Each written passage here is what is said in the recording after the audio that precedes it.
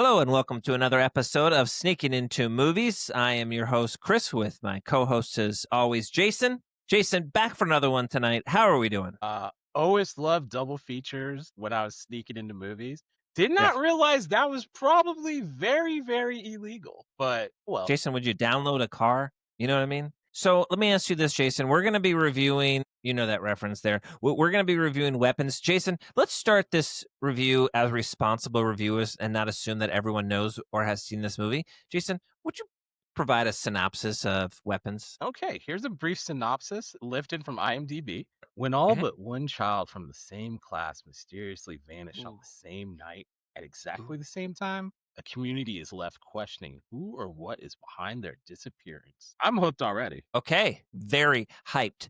Big hype. Hooked already. Well, okay. You know what? Honestly, this director is, remember that show, The Whitest Kids You Know? Yeah, that's him? That's that dude. It's one of the dudes. He did Miss March. His partner, the other funny guy from that show, died, but his name is Zachary Cregger.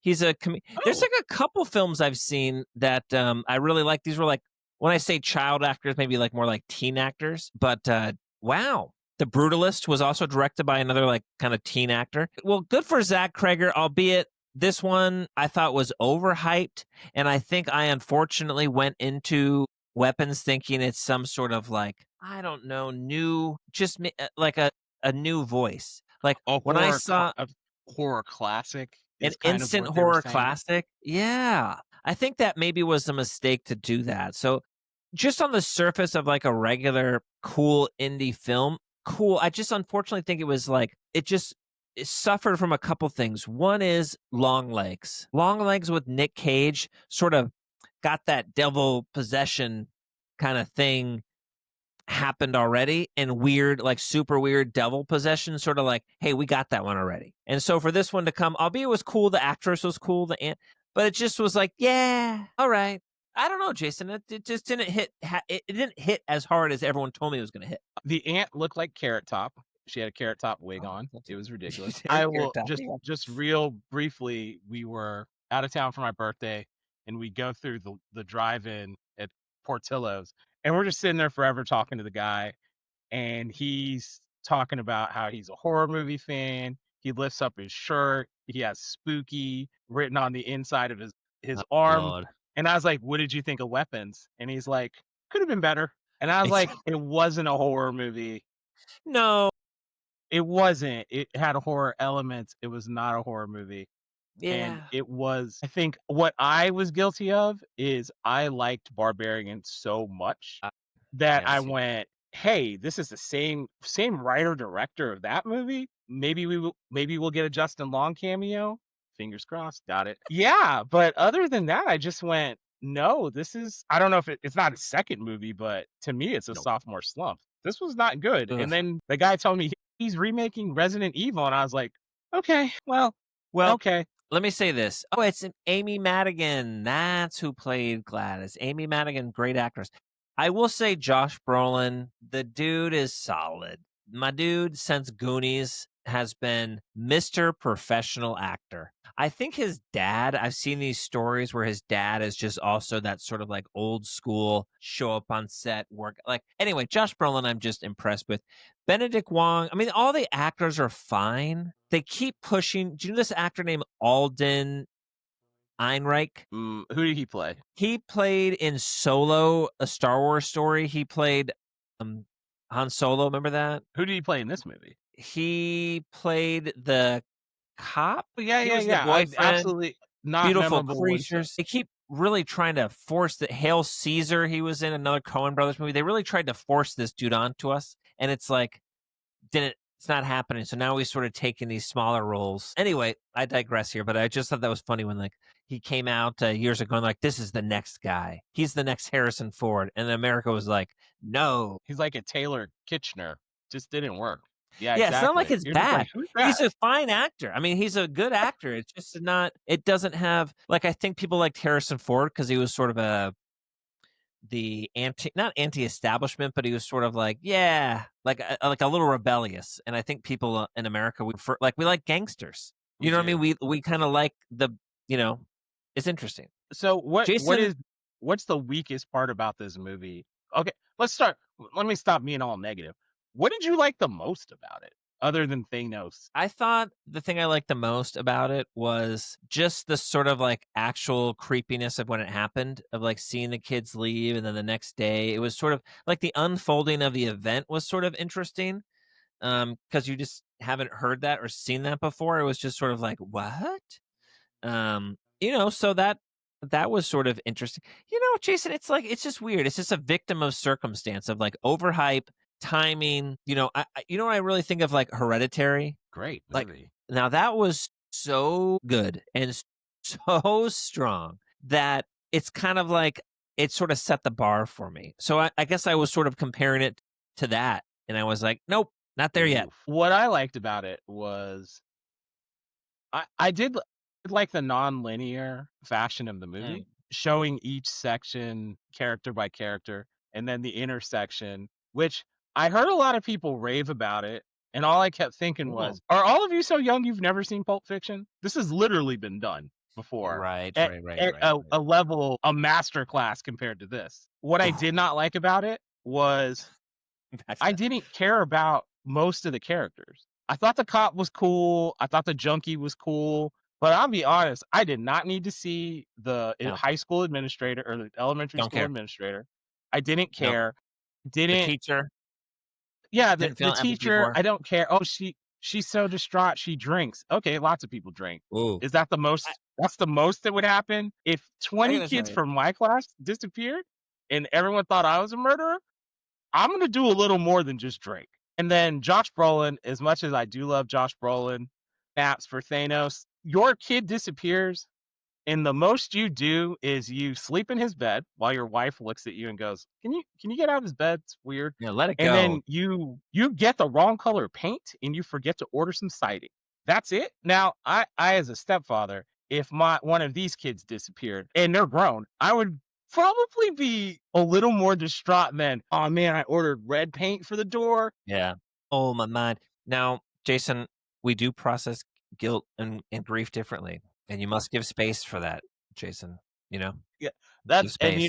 that is me projecting how You're I think. projecting, right? I think Malcolm Gladwell wrote a whole book on this. When people don't react the way you think they're supposed to react, it kind of puts a cast of guilt over them, where you're like, Mhm. they're not upset enough. This was just, I think, again, they underdeveloped the backstory of the ant. That's the only Yes. supernatural, spooky Yes. horror part. And you're just Yep. like, we're not even going to tell you. Yeah. How We're she going got to her show you spooky what she does. powers.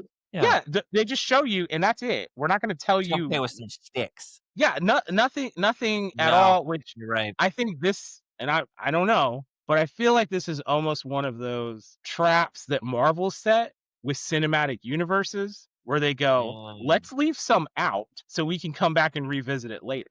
Because if this had made $1 billion, you would it. go, "Hey, we have the thing written ready to film for the backstory of the ant." But Yeah. because it was so polarizing, even though Rotten Tomatoes is a liar, it's not 90%. Stop it. Did it? I think it made good money, Jason. For I did what because people don't it's disappointing. well, Someone said to Jason. me, "There's 2 types of people that see this movie. One type likes it and the other doesn't." I was like, "Well, that's Wow. like every movie. Yeah. That's not as insightful as you think it is, but this not a good movie, Wow. I period." think of when you said the people either like it or hate it. I reminded of Mitch Hedberg, the comedian, late comedian, where he's like, "Man, some of my people either love it or hate it, or just think it's okay." I thought that was I would so put this funny. in the okay. Yeah. Okay. Unfortunately, I'm not gonna spoil it this time. Like, normally, we just spoil it because 'cause we're so Yeah. far out, but this Yeah. is still there's still some people that haven't seen it yet because it hasn't came to I streaming. just, would have What been did you think great of as the end? Without giving away the end, what did you think of the end? interesting. Actually, I kind of thought that was a little mildly interesting. That didn't. It wasn't such a bow. I'm gonna say that the one thing is, who could have played the ant really well. Who do you think? Which performer could have played the ant extra outside of Carrot Top? I get the Carrot Top reference.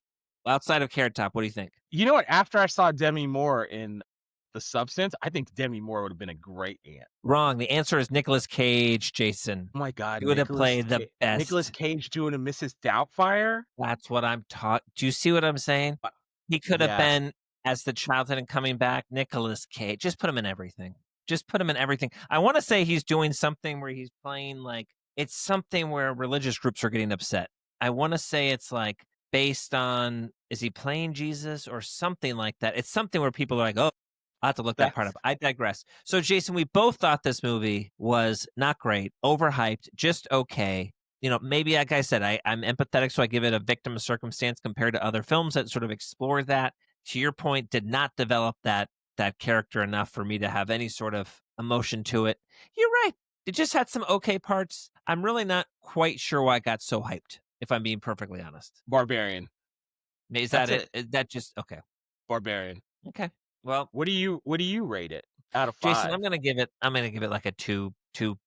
2.5 out of 5. I'm gonna give it a 1.25. Whoa! Yeah, I mean, well, I would give it a 1, but I liked the ending, even though, and I'll be honest, the very end, the conclusion, I was like, satisfying. The lead up to it reminded me of Paranormal Activity.